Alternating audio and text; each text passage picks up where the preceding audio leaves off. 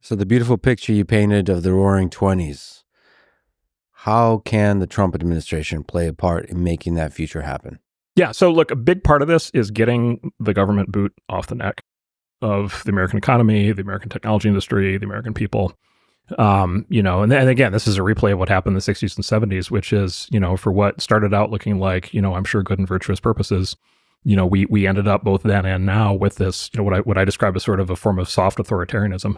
The good news is it's not like a military dictatorship. It's not like, you get thrown into Lubyanka, for the most part. It's not coming at 4 a.m. You're not getting dragged off to a cell. So it's not hard authoritarianism, but it is soft authoritarianism. And so it's this, incredible suppressive blanket of regulation, rules, this concept of a vetocracy, right? What's required to get anything done? You need to get 40 people to sign off on anything. Any one of them can veto it. There's a lot of how our now political system works. And then, just this general idea of, progress is bad and technology is bad and capitalism is bad and building businesses is bad and success is bad. Tall poppy syndrome, basically anybody who sticks their head up, deserves to get it, chopped off. Anybody who's wrong about anything deserves to get condemned forever. Just this very kind of, grinding, repression. And then coupled with specific government actions, such as censorship regimes, right, and debanking, right, and, draconian, deliberately kneecapping, critical American industries. And then, congratulating yourselves in the back for doing it, or, having these horrible social policies like let's let all the criminals out of jail and see what happens. Right. And so like we've just been through this period. I call it a demoralization campaign. Like we've just been through this period where, whether it started that way or not, it ended up basically being this comprehensive message that says you're terrible. And if you try to do anything, you're terrible and fuck you. And the Biden administration reached kind of the full pinnacle of that in our time. They got really bad on many fronts at the same time. And so just like relieving that and getting kind of back to a reasonably, kind of optimistic, constructive, pro-growth frame of mind. There's so much pent-up energy and potential in the American system that alone is going to, I think, cause, growth and spirit to take off. And then there's a lot of things proactively that could be done.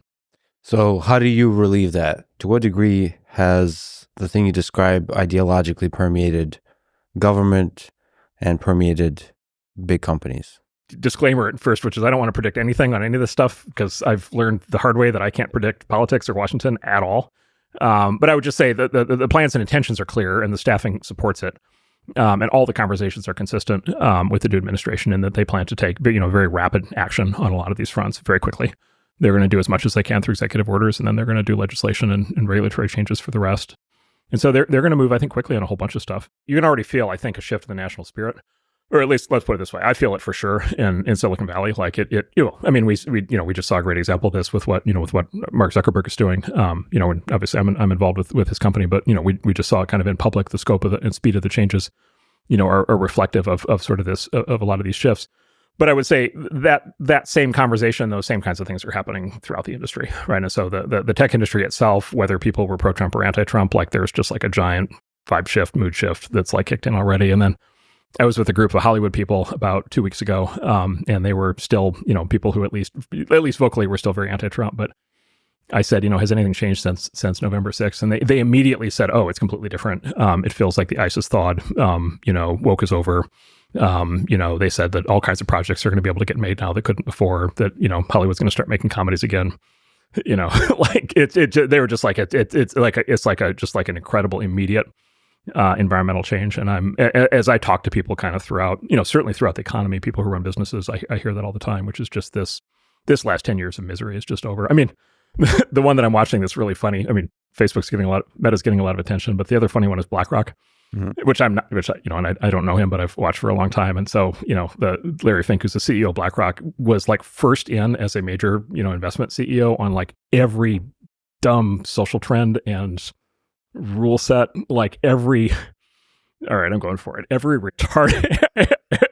retarded thing you can imagine. Yeah. Every ESG and every possible saddling companies with every aspect of just these crazed ideological positions. And, he was coming in, he literally was like, had aggregated together trillions of dollars of shareholdings that he did not, that were his customers' rights. And he, seized their voting control of their shares and was using it to force all these companies to do all of this like crazy ideological stuff.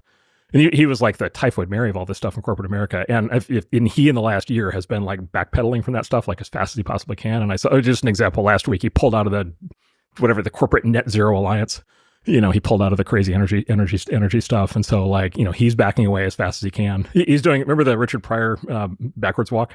Mm-hmm. Richard Pryor had this way where he could back out of a room while looking like he was walking forward. And so, even they're doing that. And just the whole thing, I mean, I don't know if you saw the court recently ruled that NASDAQ had these crazy board of directors composition rules. One of the funniest moments of my life is when my friend Peter Thiel and I were on the Meta board, and these NASDAQ rules came down mandating diversity on corporate boards. And so we sat around the table and had to figure out, which of us counted as diverse. And the very professional attorneys at Meta explained with a 100% complete straight face that Peter Thiel counts as diverse by virtue of being LGBT. And this is a guy who literally wrote a book called The Diversity Myth. Yeah. He literally looked like he swallowed a live goldfish.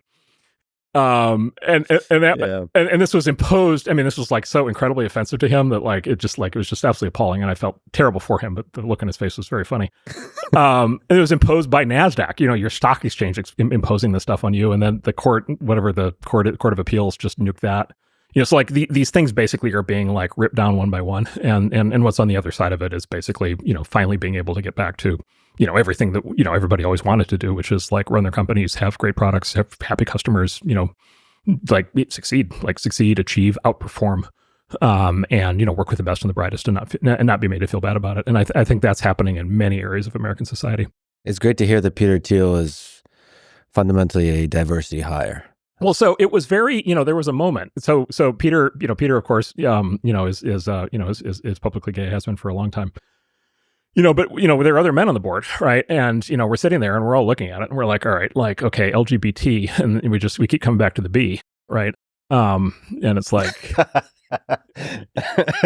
it's like, all right, I'm willing to do a lot for this company, but. It's all about sacrifice for diversity. Well, yeah, and then it's like, okay, like, is there a test?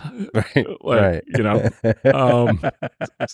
So. Oh, yeah, exactly. And how do you prove it? The questions that got asked, What are you willing to do? Yeah, and I've become very good at asking lawyers completely absurd questions with a totally straight face. And do they answer with a straight face? Like sometimes. Okay. I think in fairness, they have trouble telling when I'm joking. So you mentioned the Hollywood folks, maybe people in Silicon Valley, and the vibe shift. Maybe you can speak to preference falsification. What do they actually believe? How many of them actually hate Trump?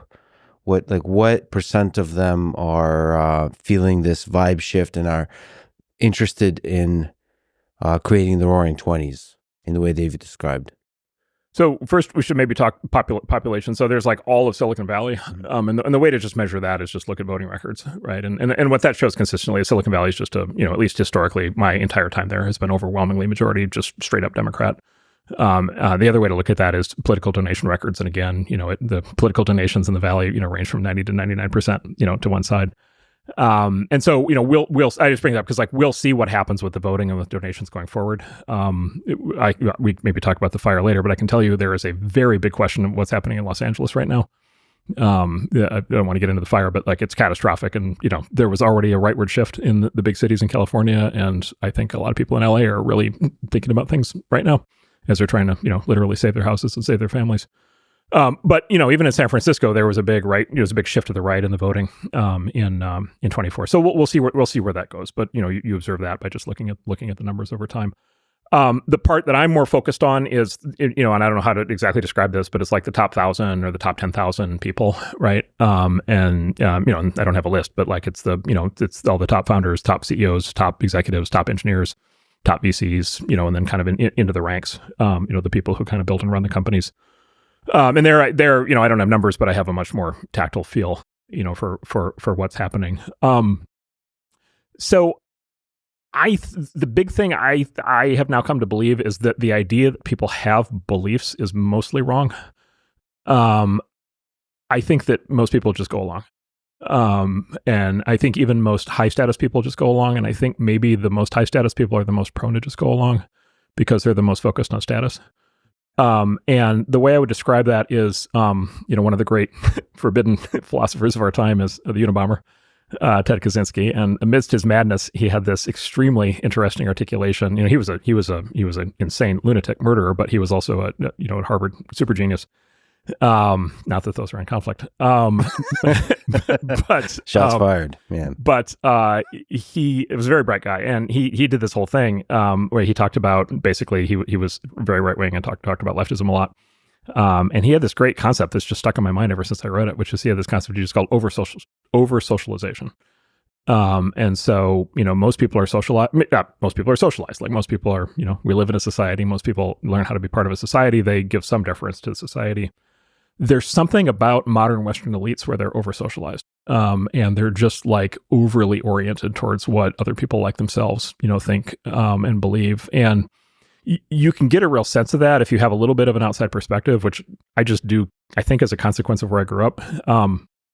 Like even before I had the views that I have today, there was always just this weird thing where it's like, why does every dinner party have the exact same conversation? Why does everybody agree on every single issue? Why is that agreement precisely what was in the New York Times today? Why are these positions not the same as they were 5 years ago? Right.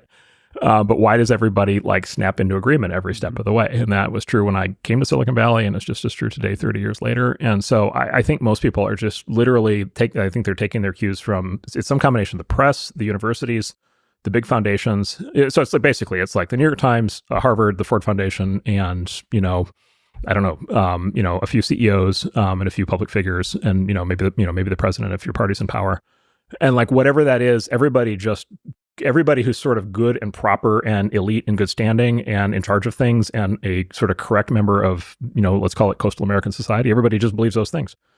And then the two interesting things about that is, number one, there's no divergence among the organs of power, right? So Harvard and Yale believe the exact same thing. The New York Times and the Washington Post believe the exact same thing. The Ford Foundation and the Rockefeller Foundation believe the exact same thing. Google and, Microsoft believe the exact same thing.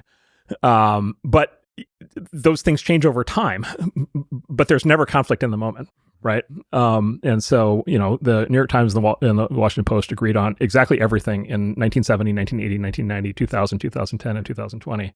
Despite the fact that the specifics changed radically, the lockstep was what mattered. And so I think basically we in the Valley, we're on the tail end of that in the same way Hollywood's on the tail end of that, in the same way New York's on the tail end of that, the same way the media's on the tail end of that. It's like some sort of collective hive mind thing. And I just go through that to say, I don't think most people in my orbit, or, let's say the top 10,000 people in the Valley, or the top 10,000 people in LA, I don't think they're sitting there thinking, basically, they probably think they have rock solid beliefs, but they don't actually have some inner core of rock solid beliefs, and then they kind of watch reality change around them and try to figure out how to keep their beliefs correct. I don't think that's what happens. I think what happens is they conform to the belief system around them. And I think most of the time they're not even aware that they're basically part of a herd. Is it possible that the surface chatter of dinner parties, underneath that, there is a turmoil of ideas and thoughts and beliefs that's going on, but you're just talking to people really close to you or in your own mind, and the socialization happens at the dinner parties? When you go outside the inner circle of 1, 2, 3, 4 people who you really trust, then you start to conform. But inside the mind, there is an actual belief or a struggle, a tension with the New York Times or with the for the listener, there's a slow smile that overtook Marc Andreessen's face. So look, I'll just tell you what I think, which is at the dinner parties and at the conferences, no, there's none of that.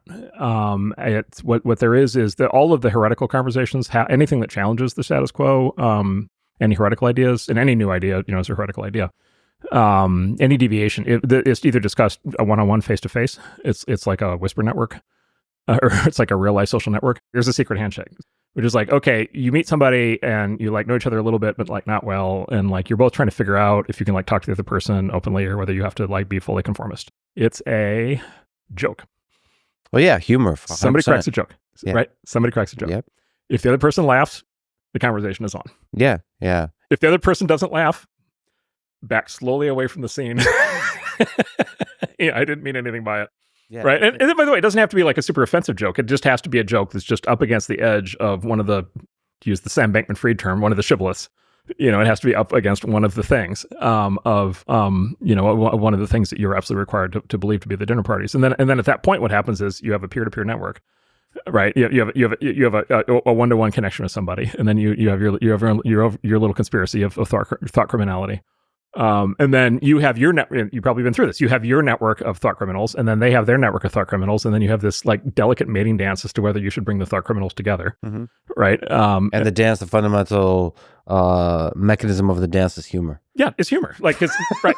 Well, of course, memes. Yeah. Well, for two reasons. Number one, humor is a way to have deniability. Right. Humor is a way to discuss serious things with having deniability. Oh, I'm sorry, it was just a joke. Right. So that's part of it, which is one of the reasons why comedians can get away with saying things the rest of us can't. Is they can always fall back on, oh yeah, I was just going for the laugh. Yeah. But the other key thing about humor, right, is that laughter is involuntary. Right? Like, you either laugh or you don't. And it's not like a conscious decision whether you're going to laugh. And everybody can tell when somebody's fake laughing, right? And every professional comedian knows this, right? The laughter is the clue that you're onto something truthful. Like, people don't laugh at like made up bullshit stories. They laugh because like you're revealing something that they either have not been allowed to think about or have not been allowed to talk about, right? Or is off limits. And all of a sudden it's like the ice breaks and it's like, oh yeah, that's the thing. And it's funny. And like, I laugh. And then of course, this is why, of course, live comedy is so powerful, is because you're all doing that at the same time. So you start to have, right, the safety of numbers. And so the comedians have like it's no surprise to me, like, for example, Joe's been as successful as he has because they have this hack that the rest of us who are not professional comedians don't have. But you have your in-person version of it. Yeah, and then you got the question of whether you can sort of join the networks together. And then you've probably been to this, is then at some point there's like the alt dinner party, the thought criminal dinner party, and you get 6 or 8 people together and you join the networks. And those are like the happiest, at least in the last decade, those are like the happiest moments of everybody's lives, because they're just like, everybody's just ecstatic because they're like, I don't have to worry about getting yelled at and shamed like for every third sentence that comes out of my mouth, and we can actually talk about real things. So that's the live version of it, and then of course the other side of it is the group chat phenomenon, right? And then basically the same thing played out, until Elon bought X and until Substack took off, which were really the two big breakthroughs in free speech online. The same dynamic played out online, which is you had absolute conformity on the social networks, like literally enforced by the social networks themselves through censorship, and then also through cancellation campaigns and mobbing and shaming, right? But then group chats grew up to be the equivalent of samizdat, right? Anybody who grew up in the Soviet Union under communism, they had the hard version of this, right? It's like, how do you know who you could talk to, and then how do you distribute information, and again, that was the hard authoritarian version of this, and then we've been living through this weird mutant, soft authoritarian version, but with some of the same patterns. And WhatsApp allows you to scale it, make it more efficient, to build on these groups of heretical ideas bonded by humor. Yeah, exactly. Well, and this is the thing, and then, this is kind of the running joke about group, or the running kind of thing about group chats. It's not even a joke. It's true. It's like every group chat, if you've noticed this, like this principle of group chats, every group chat ends up being about memes and humor, and the goal of the game of the group chat is to get as close to the line of being actually objectionable as you can get without actually tripping it, right? And like literally every group chat that I have been in for the last decade, even if it starts some other direction, what ends up happening is it becomes the absolute comedy fest they walk right up the line. And they're constantly testing. And every once in a while, somebody will trip the line and people will freak out. And it's like, oh, too soon. Okay, we got to wait until next year to talk about that. They walk it back. And so it's that same thing. And yeah, and then group chats is a technological phenomenon. It was amazing to see, because basically it was, number one, it was, obviously the rise of smartphones. Then it was the rise of the new messaging services. Then it was the rise specifically of, I would say, combination of WhatsApp and Signal. And the reason for that is those were the two big systems that did the full encryption. So you actually felt safe. And then the real breakthrough, I think, was disappearing messages, which hit Signal probably 4 or 5 years ago and hit WhatsApp 3 or 4 years ago.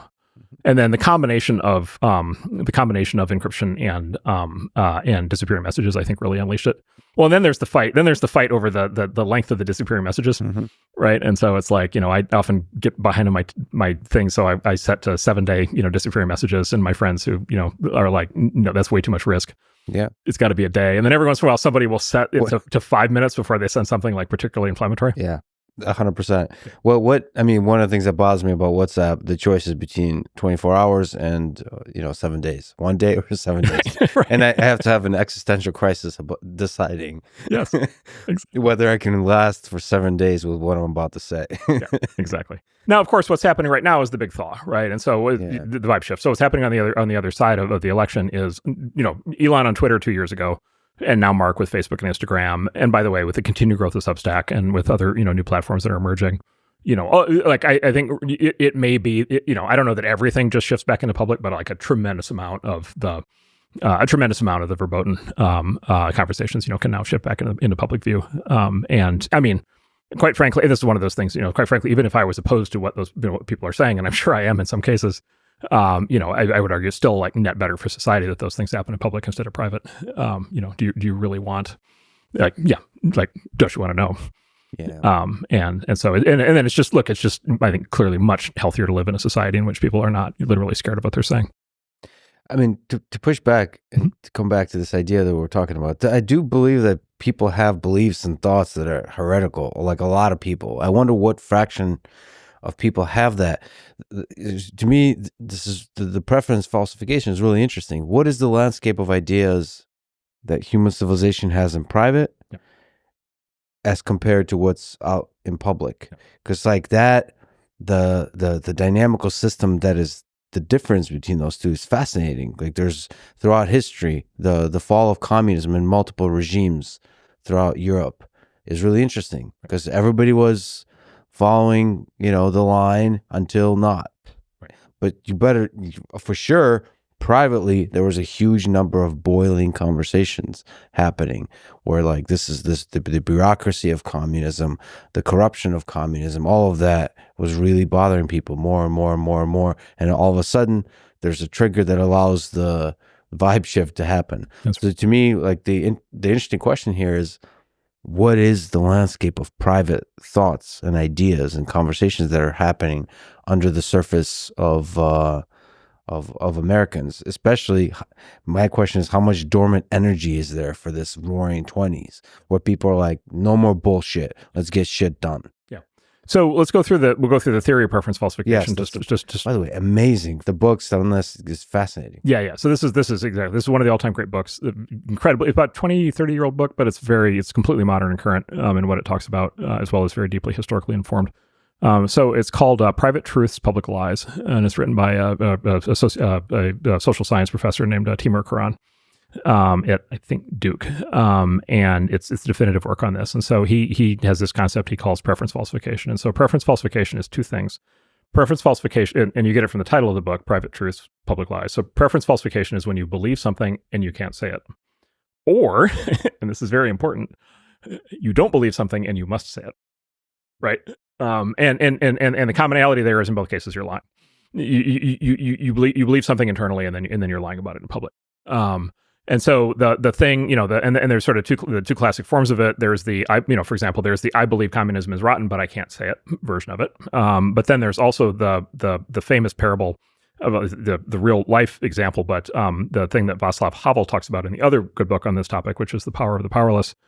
Who was an anti-communist resistance fighter who ultimately became the president of Czechoslovakia after the fall of the wall.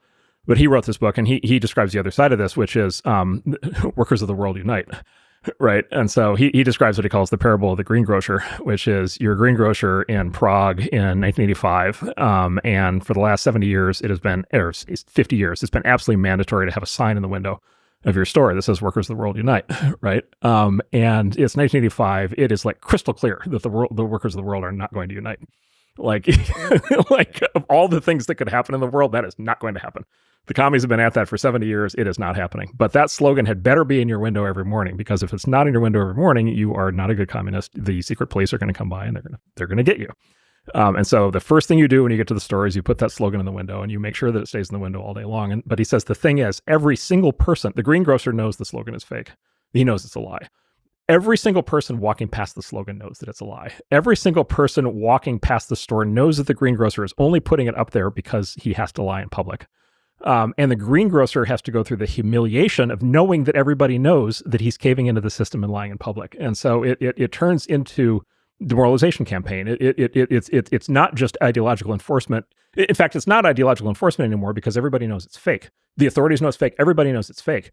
It's not that they're enforcing the actual ideology of the world's workers of the world uniting. It's that they are enforcing compliance, right? And compliance with the regime. And fuck you, you will comply, right? And so anyway, that's the other side of that. And of course, we have lived in the last decade through a lot of both of those. I think anybody listening to this could name a series of slogans that we've all been forced to chant for the last decade that everybody knows at this point are just like simply not true.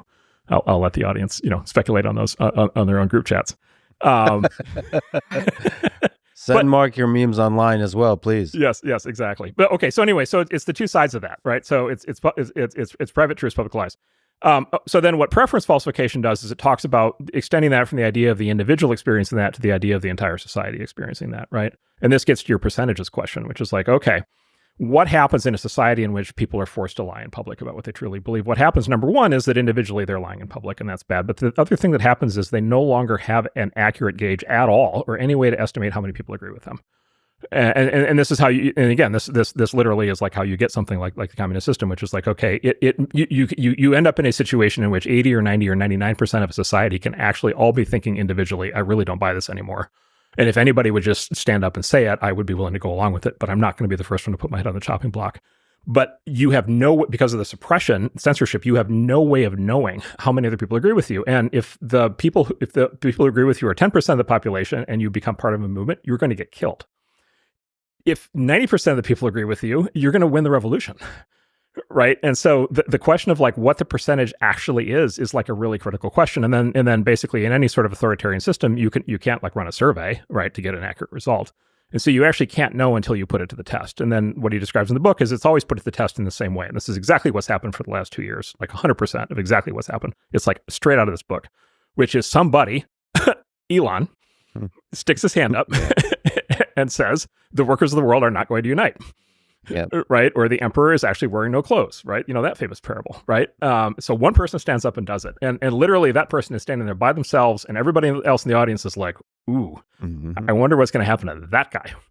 Right? But again, nobody knows. Elon doesn't know. The first guy doesn't know. Other people don't know, like, which way is this going to go? And it may be that that's a minority position and that's a way to get yourself killed. Or it may be that that's the majority position and you are now the leader of a revolution. And then basically, of course, what happens is, okay, the first guy does that, doesn't get killed. The second guy does, well, a lot of the time that guy does get killed. But when the guy doesn't get killed, then a second guy pops his head up, says the same thing. All right, now you've got 2 leads to 4 leads to 8 leads to 16. And then as we saw with the fall of the Berlin Wall, this is what happened in Russia and Eastern Europe in 89. When it goes, it can go, right? And then it rips. And then what happens is very, very quickly, if it turns out that you had a large percentage of the population that actually believed a different thing, it turns out all of a sudden everybody has this giant epiphany that says, oh, I'm actually part of the majority. And at that point, like you are on the freight train to revolution, right? Like it is rolling, right? Now, the other part of this is the distinction between the role of the elites and the masses. And here the best book is called The True Believer, which is the Eric Hoffer book. And so the nuance you have to put on this is the elites play a giant role in this because the elites do idea formation and communication. But the elites, by definition, are a small minority. And so there's also this giant role played by the masses. And the masses are not necessarily thinking these things through in the same intellectualized, formal way that the elites are. But they are for sure experiencing these things in their daily lives. And they for sure have at least very strong emotional views on them. And so when you really get the revolution, it's when you get the elites lined up with, or a new, either the current elites change or the new set of elites, a new set of counter elites basically come along and say, no, there's actually a different and better way to live. And then the people basically decide to follow the counter elite. So that's the other dimension to it. And of course, that part is also happening right now. And again, case study number one of that would be Elon and his, it turns out, truly massive following. And he has done that over and over in different industries, not just saying crazy shit online, but saying crazy shit in the realm of space, in the realm of autonomous driving, in the realm of AI, just over and over and over again. Turns out saying crazy shit is one of the ways to do a revolution and to actually make progress. Yeah, and it's like, well, but then there's the test: is it crazy shit or is it the truth? Yeah. Right. And this is where, there are many specific things about Elon's genius, but one of the really core ones is an absolute dedication to the truth. And so when Elon says something, it sounds like crazy shit, but in his mind, it's true. Now, is he always right? No. sometimes the rockets crash. Like, sometimes he's wrong. He's human. He's like anybody else. He's not right all the time. But at least my through line with him, both in what he says in public and what he says in private, which by the way are the exact same things. He does not do this. He doesn't lie in public about what he believes in private, or at least he doesn't do that anymore. Like he's 100% consistent in my experience. By the way, there's two guys who are 100% consistent like that I know, Elon and Trump. Yeah. Whatever you think of them, Yeah. what they say in private is 100% identical to what they say in public. Like they are completely transparent. They're completely honest in that way, right? Which is like, and again, it's not like they're perfect people, but they're honest in that way. And it makes them potentially both, as they have been, very powerful leaders of these movements, because they're both willing to stand up and say the thing that, if it's true, it turns out to be the thing in many cases that, many or most or almost everyone else actually believes, but nobody was actually willing to say out loud.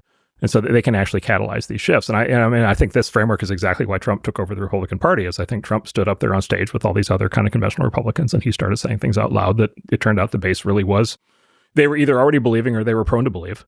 And he was the only one who was saying them. And so again, elite masses, he was elite, the voters of the masses, and the voters decided, no more Bushes, like we're going this other direction. That's the mechanism of social change. Like what we just described is like the actual mechanism of social change. It is fascinating to me that we have been living through exactly this. We've been living through everything exactly what Timur Kuran describes, everything that Václav Havel described. We've been living, black squares on Instagram, like the whole thing, right? All of it. And we've been living through the true believer elites masses, thing with a set of like basically incredibly corrupt elites wondering why they don't have the loyalty of the masses anymore, and a set of new elites that are running away with things.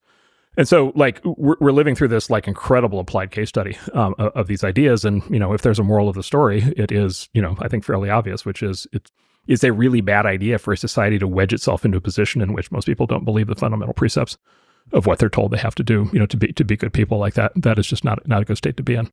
So one of the ways to avoid that in the future maybe is to keep the delta between what's said in private and what's said in public small. Yeah, it's like, well, this is sort of the siren song of censorship, is we can keep people from saying things, which means we can keep people from thinking things. Yeah. And, by the way, that may work for a while, right? Like, again, the hard form of the Soviet Union, owning a mimeograph, pre-photocopiers, there were mimeograph machines that were used to make samizdat, underground newspapers, which is the mechanism of written communication of heretical ideas.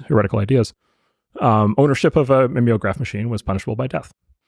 Right. So that's the hard version, right? The soft version is somebody clicks a button in Washington and you are erased from the internet, right? Like, which, good news, you're still alive. Bad news is, shame about not being able to get a job. Too bad your family now, hates you and won't talk to you, but, whatever the version of cancellation has been. And so like, does that work? Like, maybe it works for a while. Like, it worked for the Soviet Union for a while, in its way, especially when it was coupled with, official state power. But when it unwinds, it can unwind with like incredible speed and ferocity, because to your point, there's all this bottled up energy. Now, your question was like, what are the percentages? Like, what's the breakdown? And so my rough guess, just based on what I've seen in my world, is it's something like 20, 60, 20. It's like you've got 20% like true believers in whatever is, the current thing. You got 20% of people who are just like true believers of whatever they're whatever's in whatever's the New York Times, Harvard professors, and the Ford Foundation, like they're just believing. And by the way, maybe it's 10, maybe it's 5, but let's say generously it's 20. So 20% kind of full on revolutionaries. And then you've got, let's call it 20% on the other side that are like, no, I'm not on board with this. This is crazy. I'm not signing up for this. But their view of themselves is they're in a small minority. And in fact, they start out in a small minority because what happens is the 60% go with the first 20%, not the second 20%. So you've got this large middle of people. And it's not that there's anything like, it's not that people in the middle are not smart or anything like that. It's that they just have like normal lives. And they're just trying to get by, and they're just trying to go to work each day and do a good job and be a good person and raise their kids and, have a little bit of time to watch the game. And they're just not engaged in the cut and thrust of, political activism or any of this stuff. It's just not their thing. But that's where the over socialization comes in. It's just like, okay, by default, the 60% will go along with the 20% of the radical revolutionaries, at least for a while. And then the counter elite is in this other 20%. And over time, they build up a theory and network and ability to resist, and a new set of representatives and a new set of ideas. And then at some point, there's a contest. And then the question is, what happens in the middle? What happens in the 60%? And it's kind of my point. It's not even really, does the 60% change their beliefs? as much as it's like, okay, what is the thing that 60% now decides to basically fall into step with? And I think that 60% in the Valley, that 60% for the last decade decided to be woke, and extremely, I would say, on edge on a lot of things. And that 60% is pivoting in real time. They're just done. They've just had it. And I would love to see where that pivot goes, because there's internal battles happening right now, right?